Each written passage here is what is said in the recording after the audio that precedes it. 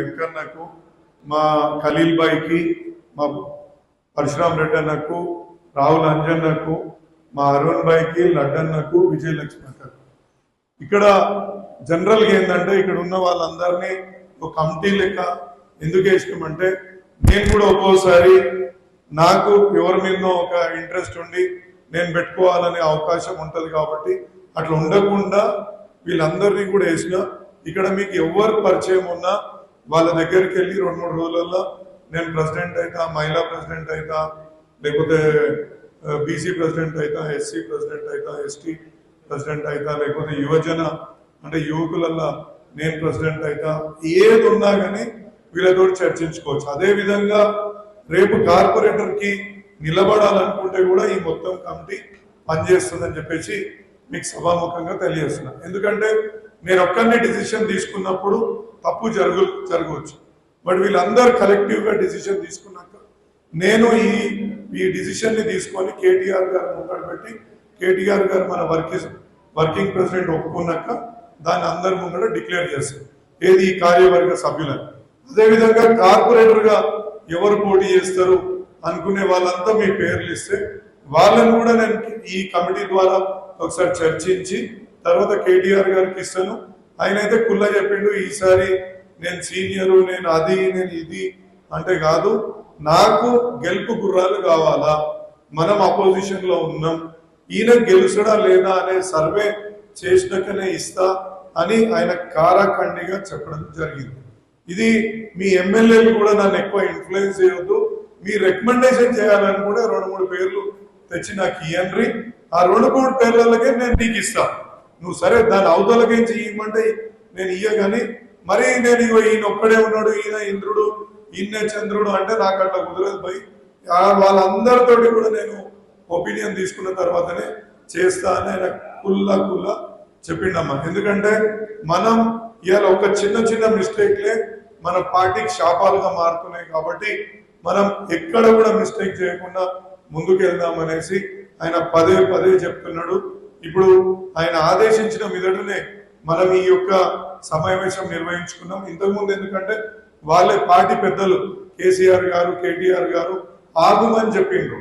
ఏంటంటే ఇట్లా కార్యవర్గ అంటే ఒక్కసారన్నా డివిజన్ మీటింగ్స్ పెట్టుకోవాలన్నా అంటే ఆగండి, మేము చెప్పినాకనే ఈ మీటింగ్స్ పెట్టుకోండి అని. అంటే అట్లా నేను మీతో ఎవరితోటి కలవలేదని కాదు, ఇండివిజువల్ గానో పర్సనల్ గానో మా ఆఫీస్ దగ్గరనో మీ కాలనీలకు వచ్చినప్పుడు అందరితోటి కలవడం జరుగుతుంది. ఇంకొకటి ఇక్కడ మొట్టమొదటిగా అందరికీ కూడా నేను ధన్యవాదాలు ఎందుకు చెప్పాలనుకుంటున్నా, దానికి కారణం ఏంటంటే నన్ను మొన్నటి అసెంబ్లీ ఎన్నికలలో 50,000 మెజారిటీతో గెలిపించడం కారణం మీరు అందరూ. మీరు లేకపోతే నేను గెలిచే అవకాశమే లేకుంటుండే. ప్రతి ఒక్కరు కష్టపడ్డారు, ఆ కష్టానికి ఫలితమే నేను ఇవాళ ఇక్కడ నిలబడి నేను మీ ముంగడ ఎమ్మెల్యేగా మాట్లాడగలుగుతున్నా. కేసీఆర్ గారు ఆశీర్వాదంతో ఆయన ఆశీర్వదించి పంపించినాక మీరు చేయూతనిచ్చి నేను చాలా మందికి తెలియకపోయినా ఇంటింటికి పిలుచుకొని పోయి ప్రతి ఒక్క ఇంట్లో ప్రచారం చేసి ఇలా గెలిపించిన ఘనత మీ అందరిది అని చెప్పుకుంటున్నాను. ఇదే కాకుండా నేను ఎట్లా అంటే నాకు కాలేజీలు ఉన్నాయి. జనరల్గా నా దగ్గర ఒక 25,000 మంది స్టూడెంట్లు నా విద్యా సంస్థలలో చదువుతుంటారు. నేను అక్కడ ఒక ఫిలాసఫీ పెట్టుకుంటా, వాళ్ళ ముంగట నేను తల వంచుకునే అవకాశం నాకు రాకూడదు అనేది. తల వంచుకొని రావద్దు అంటే దాని అర్థం ఏంది అంటాడు, ఇలా బోర్డు లేదు, చాక్ పీస్ లేదు, ఇక్కడ టీచర్ లేదు, ఇక్కడ ల్యాబొరేటరీ లేదు అని అంటే ఇన్సల్టే కదా. మనం ఒక విద్యా సంస్థ నడిపించినప్పుడు అందులో మౌలిక సదుపాయాలు, మంచి క్వాలిటీ టీచర్స్, ల్యాబొరేటరీలు పెట్టకపోతే ఇక్కడ మనం తల వంచుకోవాల్సింది. ఇప్పుడు ఉపేంద్ర అని వచ్చి బెదిరిస్తాడు అప్పుడప్పుడు, ఏది భయ్ ఇట్లనేనా, నేను పిలిచింది వస్తేనే లేవు అంటే కాదన్నా అట్లా కాదు జన అని మనం అట్లా చెప్పుకుంటూ ఉంటాం. అట్లా అంటే పిల్లలకు కూడా అట్లా సంజాయించి వాళ్ళకి మళ్ళీ ఏం క్వాలిటీ ఇవ్వాలనో నేను ఎప్పుడు కూడా అట్లా తల వంచుకునే పరిస్థితి మా పిల్లల ముందు రావద్దు అనేది నా యొక్క సిద్ధాంతం. అదే సిద్ధాంతాన్ని నేను ఇవాళ నియోజకవర్గంలో కూడా నేను తీసుకుంటున్నా. ఎందుకంటే నాకు వేసిన ప్రతి ఓటుకు నేను బాధ్యతతో ఉండాలా, నేను ప్రతినిత్యం పనిచేయాలా, ప్రతినిత్యం ప్రజల అవసరాల కోసం నేను నిలబడగలగాల అనేది నేను ఒకటి ఆ సిద్ధాంతం తీసుకొని ముందుకు పోతున్నాను. దీంట్లో బహుశా మీరు గమనించారు, నేను ఎప్పుడు కూడా ఒక హాలిడే తీసుకోలేదు. నేను 15 రోజులకు ఒకసారి మీరు నన్ను కలుస్తలేను. ఎవ్రీ డే 9 గంటలకు మీరు వస్తే, పండుగ పూట అయినా సరే, దసరా రోజైనా సరే, 9 గంటలకు నేను నా ఆఫీస్లో ఇద్దరున్నా ఒక్కరున్నా ఎవరు లేకున్నా 100 మంది వచ్చినా ఆడ కూర్చొని పబ్లిక్ కోసం, అంటే లీడర్లైనా పబ్లిక్ అయినా కార్యకర్తలైనా ఎవరు వచ్చినా వాళ్ళకి పనిచేయడానికి నేను అక్కడ సిద్ధంగా ఉంటా. అదే కాకుండా మీరు ఇచ్చిన వినతి పత్రాలను తీసుకొని నేను కమిషనర్ దగ్గరికి ఎన్నిసార్లు వెళ్తున్నాను, కలెక్టర్ గారి దగ్గరికి ఎన్నిసార్లు వెళ్తున్నాను, అదేవిధంగా ముఖ్యమంత్రి దగ్గరికి ఎన్నిసార్లు వెళ్తున్నాను, మంత్రుల దగ్గరికి ఎన్నిసార్లు వెళ్తున్నారో మీరు అందరూ కూడా చూస్తున్నారు. అంటే ఒక్క నిమిషం ఖాళీ లేకుండా ప్రతి నిత్యం పబ్లిక్ లో తిరుగుతూ, ప్రతి నిత్యం అధికారులకు మనం ఇచ్చిన ఏవైతే మన రిక్వైర్మెంట్లు ఉంటాయి మౌలిక సదుపాయాలు కల్పించడానికి ప్రతి నిత్యం. ఇప్పుడు మా లక్ష్మక్క ఓకే చెప్తుంటారు, మా ఇల్లు నేనైతే పైన కట్టుకున్నా నాకు ప్రాబ్లం లేదు, కానీ మా ఇంటి పక్కకు ఉన్న ఇళ్ళన్నీ మునిగిపోతాయి మళ్ళీ ఎట్లా అని ఆమె పదే పదే అడిగినప్పుడల్లా నేను అప్పుడు ఉన్న ఆమె పేరేంది డిప్యూటీ మేయర్ గారిని కూడా అడిగి, అక్క మీ దగ్గర కొంచెం మాకు ముంపు గ్రామాలు ఉన్నాయి, అంటే ముంపు వస్తుంది, ఈ ముంపు వల్ల కొన్ని బస్తీలు మునిగిపోయే అవకాశాలు ఉన్నాయి, మీ దగ్గర కూడా వెడల్పు చేసుకోండి అని చెప్పిన సందర్భం ఉన్నాయి. మా సుభాష్ అన్న కూడా సిఫిల్ కాలనీకి సంబంధించి ఎప్పుడైనా ఏదైనా చెప్పి సజెషన్ ఇచ్చి, అన్న మా కాలనీకి సంబంధించి ఈ ఇష్యూ వస్తుంది, మీరు ఈ పనులు చేపట్టడం మూలాన అంటే దాని మీద కూడా ఒక చర్చ చేసి ఇంజనీర్లతోటి మాట్లాడిపించిన సందర్భాలు ఉంటాయి. అదేవిధంగా మా రఫీక్ భాయ్ ఆయన శ్రీనగర్ కాలనీలో ఉన్న సమస్యలను తీసుకొని వచ్చి మాకు ఇక్కడ ఈ ఇబ్బందులు వస్తున్నాయి, ఈ పొల్యూషన్ వస్తుంది, అక్కడ మాకు రైల్వే పొంటి మోరీ లేదు అంటే దాని పొంటి కూడా తిరిగిన సందర్భం ఉంటుంది. మా అక్క వచ్చి మా రంగమ్మ అక్కగా మా అత్త జాగ్రత్తగా ఎవరైనా పిలిచేటప్పుడు ఎమ్మెల్యే అత్త అని జర చూసుకోండి. మా అత్త కూడా చెప్పినప్పుడు అక్కడ అంగన్వాడీలో ఏ సమస్యలు ఉన్నాయి, ఇల్లు కూలిపోతుంటే ఏడ మీద పడుతుంది అనే దాంట్లో ప్రతి దాంట్లో ఒక ఫోకస్ పెట్టి చెప్పడం జరుగుతుంది. అదేవిధంగా మా శారదక్క మన అవార్డులు ఇచ్చినప్పుడు ఏదో అవార్డు రాలేదామి ఇదేనా నీ మర్యాద అని చెప్పినప్పుడు మళ్ళా నెక్స్ట్ డేనే వాళ్ళని వెంకన్నని ఇచ్చి పంపించి మా అక్కకు కూడా గౌరవం దక్కేలా మనం చూసుకున్నాం. అంటే ప్రతి నిత్యం ప్రతి మనిషి దగ్గరికి ఎవరి దగ్గరికైనా కానీ అంటే వాళ్ళ అవసరాలు ఏంది, అవసరాలు తగ్గట్టు ఏ విధంగా పనిచేయాలా, ఏ విధంగా ముందుకు పోవాలా అనేది చూస్తూనే ఉంటాయి. ఇక్కడ మా కవితక్క హెల్త్ బాగాలేదు అని చెప్పినా కానీ హాస్పిటల్కి పంపించడమో లేకపోతే ఏదో ఇట్లా ఈ పలానా డాక్టర్ తోటి మాట్లాడండి అని చర్చ చేసి, ఇంకొక కంప్లైంట్ ఏంటంటే విజయలక్ష్మి అక్క, ఆమె మీద గొప్పగా కంప్లైంట్ చెప్తా. ఎందుకు కంప్లైంట్ అంటే నన్ను గెలిపించడంలో ఒక కీలక పాత్ర పోషించి మళ్ళా 2.5 సంవత్సరాల నుంచి కనిపించాలంటారు. జర పనులు ఉన్నాయి తమ్ముడు ఏమనుకోకు అంటే అట్లా నడవది, నువ్వు ఈ మీటింగ్ రాకపోతే మీ ఇంటి ముంగడ ధర్నా చేస్తా అని చెప్పి కూడా చెప్పడం జరిగింది. కాబట్టి మా అక్క వచ్చినందుకు, ఎందుకంటే ఇంతకుముందు మనకు మొత్తం మల్కాజ్గిరి సర్కిల్ కి మహిళా అధ్యక్షురాలుగా పనిచేసింది అక్క కాబట్టి. సో ఇట్లా ప్రతి నిత్యం ప్రతి మనిషితోటి ప్రతి దగ్గర మా అన్న మా రమేష్ అన్న, కేబుల్ రమేష్ అన్న నాకు ఆ స్వీట్ లెవెల్ తెచ్చిస్తాడు. ఎంత అద్భుతంగా ఉంటాయంటే నేను ఎప్పుడు మళ్ళీ ఆయన అడుగుతూనే ఉంటా, అన్న మళ్ళీ ఒక డబ్బా నువ్వు వచ్చినప్పుడల్లా ఒక డబ్బా పట్టుకు రావే, ఇంకోటి వదిలేతోటి కూడా మటన్ అది ఒకటి చేపిస్తాడు, ఇంత పెగ్గు పోస్తాడు, ఇంత మటన్ పెట్టి తినిపిస్తాడు, సూపర్ ఉంటుంది అది కూడా. సో అట్లా ప్రతి ఒక్కరితోటి నాకు ఒక సంబంధ బాంధవ్యాలు పెరిగినాయి. అంటే మీతో పేర్లు చెప్తలేనని ఏమనుకోవద్దు, ఇక్కడ చాలా మంది ఉన్నారు. మా చిన్న ఉన్నాడు, మా ప్రభాకర్ ఉన్నాడు, మా ఉపేంద్రన్ ఉన్నాడు, వెంకన్న ఉన్నాడు, ఇంకా అనే రాజన్ ఉన్నాడు, ఇక్కడ అనేక మంది, మా వైశాలక్కు ఉంది. ఇట్లా ప్రతి ఒక్కరు ఎవరెవరిని పేరున అంటే ఇక్కడ చెప్పలేదని మా శ్రీకాంత్ అట్లా చూడక రాబాయి నేను నీ పేరు చెప్పలేదు అనుకో. అట్లాంటిది ఏం లేదు. కానీ నేను ఏమంటున్నా అంటే నేను ఏ విధంగా అయితే కష్టపడ్డానో, ఏ విధంగా అయితే మీకోసం పాటుపడుతున్నా మీరందరూ కూడా చూసిండ్రు. నేను ఇవాళ ఎన్ని వందల కోట్ల రూపాయల మన డెవలప్మెంట్ మనకు వస్తుంది, ఇంకా చాలా పనులు కావాల్సి ఉన్నాయి, నేను ఒప్పుకుంటా. బట్ ఇంకా డెవలప్మెంట్ అనేది ఇలా 1700 కోట్ల రూపాయల్ని ఒక అపోజిషన్ లీడర్ గా ఎమ్మెల్యేగా ఉండి మనం తీసుకొస్తున్నాం అంటే ఒక్కసారి ఆలోచించండి. అంటే మనం ఎలక్ట్రిసిటీ బోర్డు పోతే చాలా మటుకు మీ బస్తీలలో సింగిల్ ఫేజ్ కరెంట్లు ఉండే, అవన్నీ సింగిల్ ఫేజ్ నుంచి 3 ఫేజ్ కరెంటు తీసుకొచ్చినాం. మళ్ళీ అదే విధంగా ట్రాన్స్ఫార్మర్లు పెట్టించినాం. కొత్త రోడ్లు డ్రైనేజీలకు ఎక్కడ అవకాశం ఉంటే అక్కడ చేసుకుంటూ ముందుకు పోయినాం. మళ్ళీ ఇప్పుడు మనకు కొన్ని బ్రిడ్జులు కూడా అన్ని ఇనాగ్రేషన్ అంటే భూమి పూజలు చేసుకొని అవి పనులు కూడా స్టార్ట్ కాబోతున్నాయి. ఆ పనులన్నీ కూడా ముందుకు తీసుకొని పోతున్నాం. మన కోర్ట్ బిల్డింగ్ కావచ్చు, ఇప్పుడు కాలేజ్ డిగ్రీ కాలేజ్ బిల్డింగ్ మనకి ఇప్పుడు అక్కడ రూమ్స్ లేవు, పిల్లలు చెట్ల కింద చదువుకుంటున్న పరిస్థితి నుంచి వాళ్ళకి ఇంకొక 10 రూమ్లు అక్కడ కట్టించడమే కాకుండా సదనం కోసము ఆ సర్టిఫికెట్ కోసం వచ్చినప్పుడు హాస్పిటళ్లలో వెయిటింగ్ హాల్ లేదని మా ఉపేంద్ర అన్న పదే చెప్తుండే. ఏం ఎమ్మెల్యే పోయి అది ఒక్కటి చూడమంటే వాళ్లకు మా లక్ష్మణ్ అన్న అదే విధంగా చెప్పినప్పుడు ఈ సదనం సర్టిఫికెట్ కూడా అక్కడ ఒక షెడ్ వేయించి వాళ్ళకు ఒక టాయిలెట్ కట్టించడానికి కూడా నిర్ణయించుకొని చెప్తుండే. మా మురుగేష్ అన్న మా మామ ఆయన కూడా నాకు అనేక సందర్భాలలో ఇవాళ ఈ ఎన్నికల అంటే నేను ఇక్కడ మల్కాజ్గిరి వచ్చినప్పుడు మల్కాజ్గిరిలో నాకు చాలా మంది లీడర్లు తెలియదు. నాకు లీడర్లు తెలియనప్పుడు ఆయన దగ్గర ఉండి అల్లుడా నేను పట్టుకపోతా నేను ప్రతి దగ్గర తీసుకొని పోయిన సందర్భం కూడా ఇక్కడ గుర్తు చేసుకోవాల్సిన అంటే ప్రతి ఒక్కరు ఇవాళ ఇక్కడ ఉన్న ప్రతి ఒక్క లీడర్లు, ప్రతి ఒక్క కార్యకర్తలు, ప్రతి ఒక్క టిఆర్ఎస్ అభిమానులు ఇవాళ ఇంత గొప్పగా పనిచేసింది. నేను మీకు ఒక్కటే వాదా ఇస్తున్నా, ఇంతకుముందు మా పిల్లల ముందు తలకాయ ఎట్లా దించుకోను మీ ముంగడ కూడా నేను అట్లా తలకాయ దించుకునే పరిస్థితి నేను రానిచ్చుకోను అని మీకు తెలియజేసుకున్నా. ఎందుకు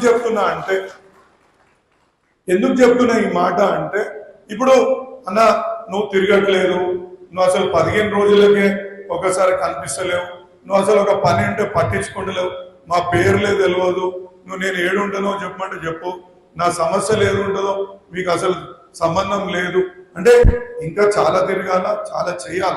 బట్ ఇప్పుడున్న ఈ 2.5 సంవత్సరాలలో ఒక 6 నెలలు 9 నెలలు ఏడాది దాకా అయితే మన ఆపోజిషన్ వాళ్ళు మనల్ని పనిచేయనీయలే, అధికారులతో పనిచేయనీయకుండా వాళ్ళ మీద ఒత్తిడి తీసుకొచ్చి వాళ్ళు ఎట్లా పనిచేస్తున్నాం.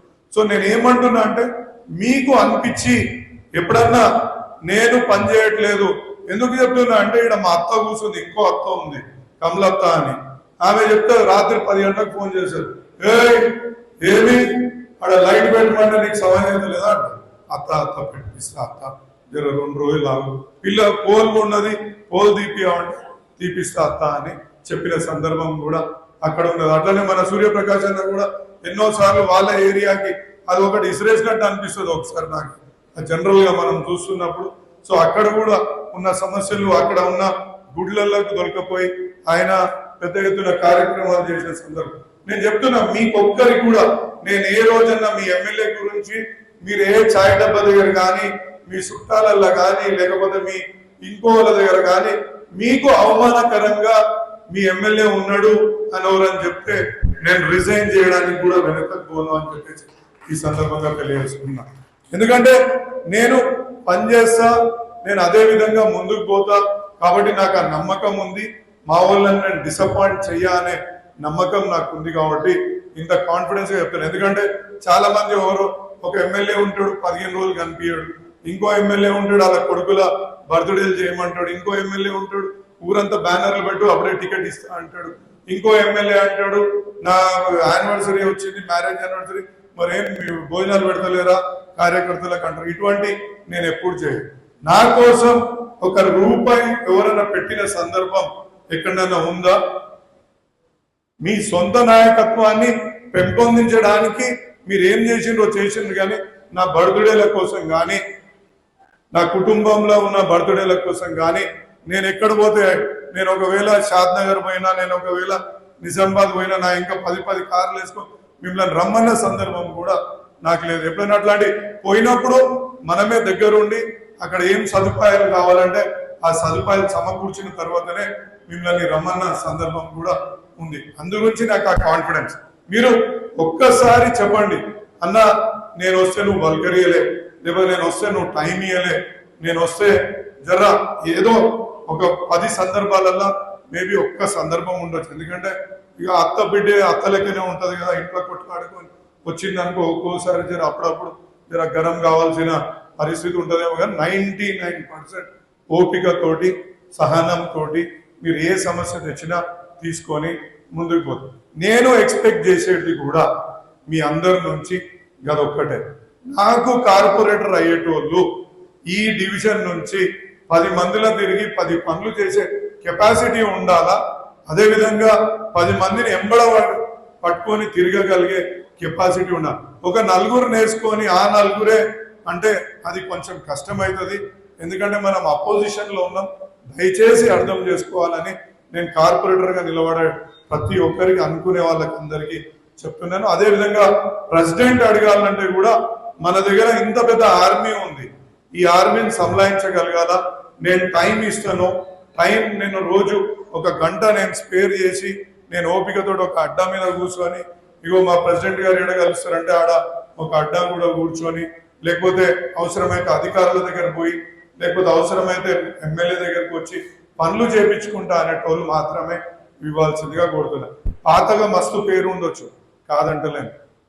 అంటే నేను ఎవరిని అవమానపరచట్లేదు. పాత టైంలో మస్తు పని చేసిండ్రు, మస్తు అయిపోయింది, మేము అట్లా చేసినాం, ఉద్యమం ఇట్లా చేసినాం, లేకపోతే దాన్ని ఏమంటారు పార్టీలో ఇంకో పార్టీ నుంచి మన పార్టీలకు వచ్చి మేము ఇంత కష్టపడ్డాం, ఇవన్నీ ఉండొచ్చు. బట్ ఇవాళ బుల్లెట్ దిగిందా లేదా అనేది లెక్కకు వస్తుంది కదా. నేను వెంకటికి మా తాత నేతలు తాగిండు అంటే నాకెట్లా తెలియాలి పోయి? నాకు తెలుస్తుందా అన్న? ఇవాళ ఏం చేస్తున్నాం అంటేనే మన క్యా వాయిద్ భాయ్ ఆజ్ క్యా కర్ రే వही समझ में आता ना. ఇవాళ మనం ఏం చెప్పకపోతే మనం ఎట్లా చేస్తాం చెప్పండి? నేను అనేది మనం ఇది లీడర్షిప్ అనేది ఒక కంటిన్యూస్ ప్రక్రియ. ఇలా మనం కంటిన్యూస్ గా ఎదగడానికి ప్రయత్నం చేయాలి. లీడర్షిప్ అంటే నేను 4 ఏళ్ళు ఇంట్లో ఉంటా, ఓన్లీ ఎలక్షన్ టైంలో బయటికి వస్తా అంటే అది లీడర్షిప్ అవుతుందా? మరి కార్యకర్తలు ఏం కావాలా?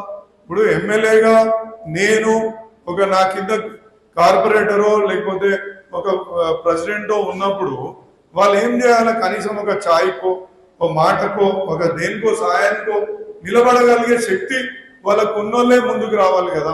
ఒట్టిగా ముందుకు వచ్చి నేను అట్లా చేసినా, నేను ఆ టైంలో, నేను ఈ టైం ఉండవచ్చు, నేను కాదంటలేను.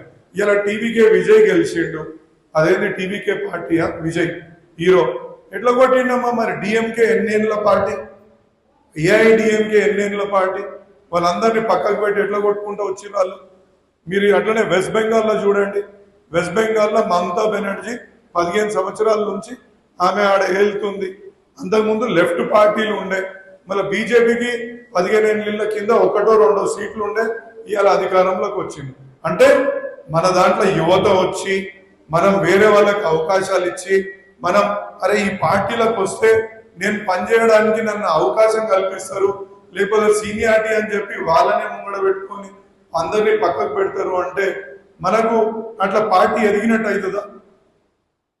సో దయచేసి ఇవన్నీ అర్థం చేసుకొని మీరు ముందుకు పోండి. ఇప్పుడు నేను ఏ విధంగా కష్టపడతాను? నిన్న కలెక్టర్ ఆఫీస్ పోయినా, మళ్ళీ ఈ మీటింగ్స్ ఉన్నాయి. ఇప్పుడు కలెక్టర్ ఆఫీస్లో మన ఏ సమస్యలు ఉన్నాయో వాళ్ళ ముందు ఏకరు పెడుతున్నాం. అమ్మ ఒక్క కలెక్టర్ దగ్గరికి నేను ఏదైనా ఒక అప్లికేషన్ తీసుకొని పోవాలంటే రాత్రి నేను ఒక 4-5 గంటలు ఆ పేపర్లన్నీ స్టడీ చేయకపోతే నేను కలెక్టర్ ఆఫీస్కి పోలేను. ఎందుకంటే వాళ్ళు ఏం చేయరు, మనకు ఒక మాట అడగగానే దానికి ఏదో చెప్పగానే మనం గమ్మునైపోయినాం అనుకో, వీడు ఇంతే అని చెప్పి ఆ ఫైల్ని పక్కకు పడేస్తారు. వాడు ఇంకోటి చెప్పినా దాంట్లో నేను 3 ప్రశ్నలు అడిగేటట్టు ఆ టెక్నికల్గా జీవో నంబర్లతో సహా నేను చెప్పగలిగితేనే వాళ్ళు మన మాట వింటారు. ఇవాళ ఇంత ఆపోజిషన్ లో ఉండి మనం ఇన్ని పనులు చేయడానికి కారణం కూడా అదొక్కటే. ముఖ్యమంత్రిని కూడా ఇప్పుడు అంతెందుకు మన మీడియా మిత్రులు అంటారు, అరే వక్ఫ్ బోర్డుకి మొన్న పోయినావు, మళ్ళా 4 రోజులకు పోయినావు, మళ్ళా 10 రోజులు, ఎన్నిసార్లు రాయాలి పోయి వక్ఫ్ బోర్డు స్టోరీ అని అంటారు. అరే మరి సమస్య అట్లా ఉంది, అది ఓవర్ నైట్ తెగదు. మరి దాన్ని తెంపాలంటే రైల్వేలకు మొన్న పోయినావు, ఎల్లుండి పోయినావు, ఇంకో రోజు పోతున్నావు అంటే మరి రైల్వేలు ఒట్టిగానే వస్తాయి. ఇవాళ ఒక్కొక్క రైల్వే ప్రాజెక్టు ఒక ఏడాది కష్టపడితే రైల్వే ప్రాజెక్టులు సాకారం అవుతున్నాయి. లేకపోతే రైల్వే వాళ్ళు తొందరగా ఇస్తారా, స్టేట్ గవర్నమెంట్ వాళ్ళు పర్మిషన్లు తొందరగా ఇస్తారా? సో నేను ఏమంటున్నా అంటే ఒక లీడర్ కావాలనుకుంటే కమిట్మెంట్, ఈ కమిట్మెంట్ తోటి ఎవరు పనిచేస్తాం, ఈ కమిట్మెంట్ తోటి ఇంకా పాతగా గొప్పగా ఉన్నది ముంగడికి ఎట్లా తీసుకుపోతాం అనేది చాలా ముఖ్యం. కాబట్టి దయచేసి అర్థం చేసుకోండి. ఎందుకంటే కేటీఆర్ గారు పదే చెప్తుండ్రు, మనం కేసీఆర్ గారిని మళ్ళీ ముఖ్యమంత్రి చేసుకోవాలా, మనం ఆ సమాయత్తం కావాలా. కాంగ్రెస్ పార్టీ ఇలా విఫలం అవుతుంది. వాళ్ళు ఇచ్చిన ప్రతి ఒక్క హామీని నిలబెట్టుకునే పరిస్థితులలో లేరు. 400 పైచిలుక 400 20 హామీలు ఇచ్చిండ్రు, ఒక్క హామీని కూడా వాళ్ళు నిలబెట్టుకునే పరిస్థితి లేదు. అదే విధంగా 6 గ్యారంటీలు ఇచ్చిండ్రు, 6 గ్యారంటీలను నిలుపుకునే పరిస్థితి వాళ్ళకి లేదు. కాబట్టి ఇది ఒక్కటే చెప్తున్నా మీకు ఏంటంటే, మనం ఇప్పుడు మన స్ట్రెంగ్త్ మీద మనం కొట్లాడుకుందాం. మనము